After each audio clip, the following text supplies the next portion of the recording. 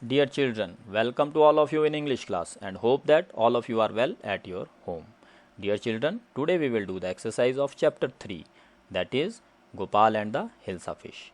Dear children, we also do the exercise of the poem which is written at the end of this chapter, that is the shed. Dear children, as you know that we had done the first exercise of this chapter, that is working with text, in previous lecture. Today we will do the rest question of this chapter. Let's start. Notice how in a comic book there are no speech marks when characters talk. Instead, what they say is put in a speech bubble. However, if we wish to repeat or report what they say, we must put it into reported speech. Now, change the following sentences in the story to reported speech. Dear children, the first example is given to you. How much did you pay for that Hilsa? बच्चों, आपने ये story पढ़ी, उसमें आपने देखा था कि picture के साथ बबल में ही उनके डायलॉग लिखे गए थे, ना कि उसमें बताया गया था। हमें पिक्चर से ही हमें पता लगता था कि ये किसके डायलॉग है। अगर हमें इसे विदाउट पिक्चर यानी रिपोर्टेड स्पीच में लिखना हो तो हमें उन्हें बताना पड़ेगा कि ये किसने ये शब्द कहे, तो उसे ही हम रिपोर्टेड स्पीच कहते हैं। जैसे इस फर्स्ट एग्जाम्पल में दिया है, हाउ मच डिड यू पे फॉर दैट हिल्सा, और इसको रिपोर्टेड स्पीच में लिखना हो तो क्या है इसका, the women asked the man how much he had paid for that hilsa. Now dear children, let's do the another question. Another one is, why is your face half shave. ये शब्द किसने कहे थे बच्चों? Gopal's wife asked him why his face was half shaven. Another one is, I accepted the challenge, your majesty. ये किसने कहे थे? Gopal told the king that he accepted the challenge. Now, fourth one is, I want to see the king. Gopal told the guards that he wanted to see the king. Now, fifth one, bring the man to me at once.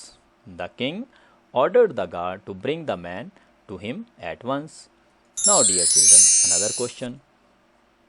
Find out the meaning of the following words by looking them up in the dictionary, then use them in the sentences of your own. बच्चों, यहाँ पे आपको कुछ word सामने दिखाई दे रहे हैं, हमें इनके डिक्शनरी में मीनिंग ढूंढने हैं और इसको सेंटेंस में यूज़ करना है। Now first word is challenge, और बच्चों इसका मीनिंग होता है to invite somebody to fight, play, argue etcetera against you. अब इसे हम सेंटेंस में यूज़ करेंगे।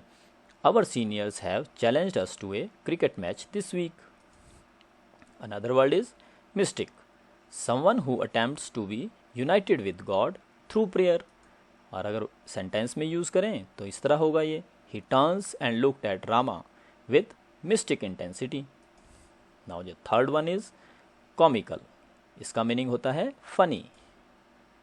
Everyone laughed at her comical remarks. Fourth one is courtier. Courtier कौन होता है बच्चों? A person who is an attendant in the court of a king, queen और रॉयलिटी। और सेंटेंस में से यूज़ करें तो Gopaldhar was one of the most important courtier in Raja Krishnachand court. Now fifth one is smearing. Smearing का मतलब होता है टू स्प्रेड अ लिक्विड और a thick substance over a surface. और इसको सेंटेंस में यूज़ करें, Gopal smeared ash on his body before going out to buy hilsa fish. Picture reading है बच्चों, पहले हम पिक्चर रीडिंग से इसको समझेंगे, उसके बाद हम इसके क्वेश्चन हल करेंगे। तो बच्चों यह जो है बारासिंगा की कहानी है। Stag by the side of pond, आपको बारासिंगा दिखाई दे रहा है और वह जो है स्टैग किसको बोलते हैं? बारासिंगा को बोलते हैं। वह पॉन्ड के साइड में खड़ा है। How beautiful my horns are, अब उसको जो है पानी में अपने जो है सींग दिख रहे हैं, तो उसको वो बोल रहा है कितने सुंदर ये मेरे सींग है। But my legs are so thin and ugly, परंतु जो मेरे टांगे हैं वो बड़ी पतली हैं और बड़ी भद्दी सी लग रही है। Hunters run for your life, अब उसको शिकारी दिखाई देते हैं और वो अपने जान बचाने के लिए भाग खड़ा होता है। Now let me hide somewhere, अब वो सोचता है कि मुझे कहीं छुप जाना चाहिए। दीज ब्रांचेस, ओह नो, अब वो ब्रांचेस के नीचे छुपने लगता है तो क्या होता है, जो उसके सींग है बारासिंगा के वो फंस जाते हैं ब्रांचेस में, तो बड़ा दुखी होता है। ओहो, ये तो मैं फंस जाऊंगा, यहाँ तो मेरे को ये पकड़ लेंगे। They are too close, get out of here. अब वो बोल भी रहा है कि बहुत नज़दीक है, यहाँ से तो बाहर निकलो। I was proud of my horns, they could have caused my death. I was ashamed of my legs, they saved me. अब उसको रियलाइज़ होता है कि मैं पहले तो अपने जो सींग थे उनकी बड़ी प्रशंसा कर रहा था, परंतु आज मैं इनकी वजह से ही मौत के मुंह चला गया था, और जिन टांगों के कारण मैं शर्मिंदा हो रहा था, आज उन्होंने ही मेरी जान बचाई, क्योंकि अगर इन टांगों से मैं तेज ना भागता तो वो जो शिकारी थे वो मुझे पकड़ लेते। Now dear children, let's do the questions. Now first question is, where is the stag? जो बारहसिंगा कहाँ पर है? तो कहाँ पे है वो? The stag is standing by the side of A pond. Now second question is, what is he doing? वह वहाँ क्या कर रहा है? He saw his reflection in the pond while drinking water. वह पानी पीते हुए अपना जो है प्रतिबिंब देख रहा था। डज ही लाइक एंटलर्स और हॉर्न्स? बच्चों, बारहसिंगा के सींग क्योंकि शाखादार होते हैं तो उनको जो पर्टिकुलर उसका जो शब्द है वो एंटलर्स बोलते हैं। वैसे हम सींगों को जनरली हॉर्न्स भी बोलते हैं। तो वो यहाँ पे ये शब्द यूज़ किया गया है एंटलर्स। तो वो बोल रहे हैं डज ही लाइक एंटलर्स? क्या वह अपने जो सींग थे, जो शाखादार सींग थे, उन्हें वो पसंद करता है? Yes, he likes antlers. Fourth question is, does he like his legs? The answer is no, he doesn't like legs. उसे अपनी टांगें पसंद नहीं है। Why is the stag running? जो स्टैग ने दौड़ क्यों लगाई? The stag is running because he has been chased by the hunters. क्योंकि उसे पता लग गया था शिकारी उसके पीछे पड़े हुए हैं। Now sixth question is he able to hide in the bushes? The answer is no, he is not able to hide in the bushes. Seventh, where are the hunters now? The hunters are just behind the stag. Now another question is, are they closing in on the stag? Yes, they are closing in on the stag. वो बिल्कुल उसके नज़दीक ही थे। Is the stag free? Yes, the stag is free because of his legs. He was able to run fast.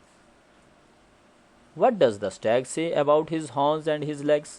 और stag जो था उसने अपने horns और legs के बारे में क्या कहा? The stag says that he was proud of his horns, but they could have caused his death. He was ashamed of his legs, but they saved his life. So, dear children, and these are the question answers of this picture story. Now, dear children, there is a ladder of words. As you know that there is a crossword, it is just like a crossword. Now, you see this picture. Now let's do. Mother will be very dash if you don't go to the school. अब बच्चों इसमें वो शब्द भरना है जो सी से शुरू होता है और एस से एंड होता है, और उसे हमने हॉरिजेंटली भरना है। तो इसका आंसर क्या होगा? Cross. Mother will be very cross if you don't go to the school. Another sentence is, as soon as he caught dash of the teacher Mohan started writing. इसको हमें उस शब्द से भरना है जो वर्ड एस से शुरू होता है और टी पे एंड होता है, और इसे वर्टिकली भरना है। तो इसका क्या मतलब होगा? साइट। तो इसमें क्या भरेंगे? Sight. As soon as he caught sight of the teacher Mohan started writing. Now third one is, how do you like my dash kitchen garden? Big enough for you is it? इसमें कौन सा शब्द भरना है? जो टी से शुरू होता है और वाई से एंड होता है और हॉरिजेंटल फॉर्म में लिखना है। तो कौन सा शब्द है? टिनी। How do you like my टिनी kitchen garden? Big enough for you is it? Now fourth one is, my youngest sister is now A dash old. अब इसमें कौन सा शब्द भरना है? जो वाई से शुरू हो और आर पे उसका एंड हो, और इसे हमें वर्टिकली भरना है।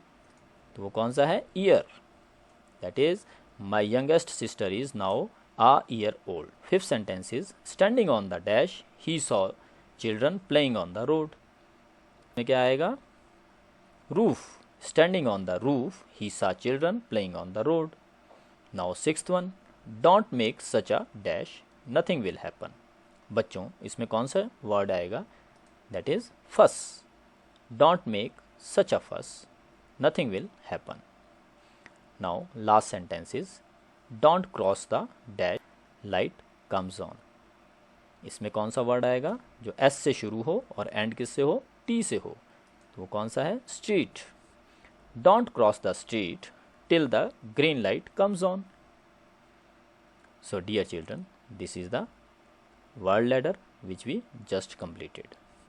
Now dear children, there is also an exercise of the poem, that is the shed, we also do in this lecture. It is written at page number 49 of your book. Now the first question of this exercise is, who is the speaker in the poem? Answer is, we assumed here the poet himself is the speaker in the poem because it is not clear in the poem. Second question is she or he afraid or curious or both? Yes, she or he is afraid as well as curious both. Now the third question of this poem is, what is she or he planning to do soon? She or he plans to go inside the shed after some day soon. The last question of this poem is, but not just yet, dash dash dash, suggest doubt, fear, hesitation, laziness or something else. Choose the word which seems right to you. Tell others why you choose it. The answer of this question, I choose the word unready for but not just yet dash dash dash. बच्चों इसके लिए मैंने कौन सा शब्द use किया है, unready, because though he or she is confident that there is no ghost inside but the speaker wants to be prepare himself for this endure. Now dear children, these are all question answers of this chapter and I try to solve all these questions to you. Dear children, I hope that you understand well. Dear children, there is a worksheet along with this video. Kindly solve the questions given in the worksheet so that you can make more understanding about the chapter, that is Gopal and the Hilsa fish, as well as the poem, that is the shed. Thank you. Be happy and safe.